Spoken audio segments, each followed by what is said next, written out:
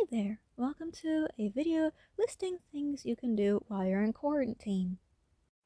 First, you need to keep yourself as healthy as you can, or at least try to. Wash your hands, vampire sneeze and vampire cough, things like that.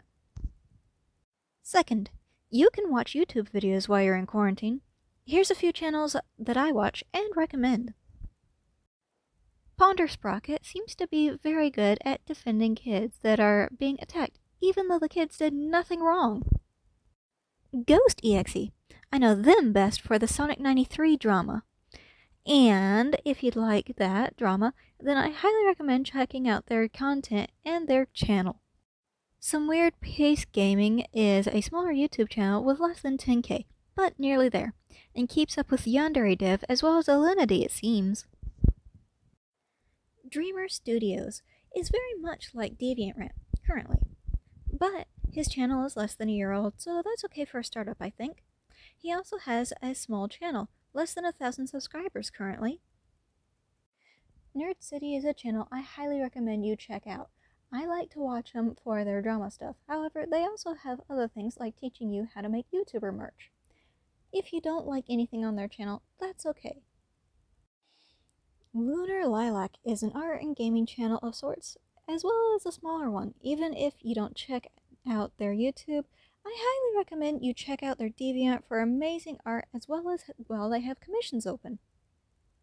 Just Aroa is a commentary channel, I think, and if you can get past his voice, the content is pretty good and can be a huge help with learning about drama or smaller YouTubers, or maybe you like the cartoons, in which case he seems to do videos on that too. Constructive Criticism is a channel that seems to do reviews on OCs as well as rants. Nux Taku, you may have heard about him from the drama? He just memes on people. He's a meme lord, as well as doing some stuff about anime. He recently made a video trying to do all of the Pokemon cries in the video games, not the anime. That was fun. Pakariru is a furry YouTuber, and if you want to learn about furry things, then please check this girl out. Third, catch up on some reading. It doesn't have to be books. You could go read fanfiction if you want to read that. There's no need to make room for getting attached to characters you don't know, and then getting feelings for them, when you can read fanfiction on characters you already have an attachment to. Read something and didn't like how it ended? Well, why not write fanfic and end it how you want? Who knows? You may have other people who agree with you. Fifth, take a journal on what's going on in your life. If you don't like your handwriting, then you can do a video journal, if you want. Maybe even upload it so others can compare the state of things. I don't know. If you do a video journal, I highly recommend starting it by stating your name, the date, if the day has any significance, where you live, and how things are where you live, if you weren't going to say that already. Sixth, talk to your friends online. Maybe play golf with friends. Just try to keep the interaction with people without going and physically interacting. Try to draw art.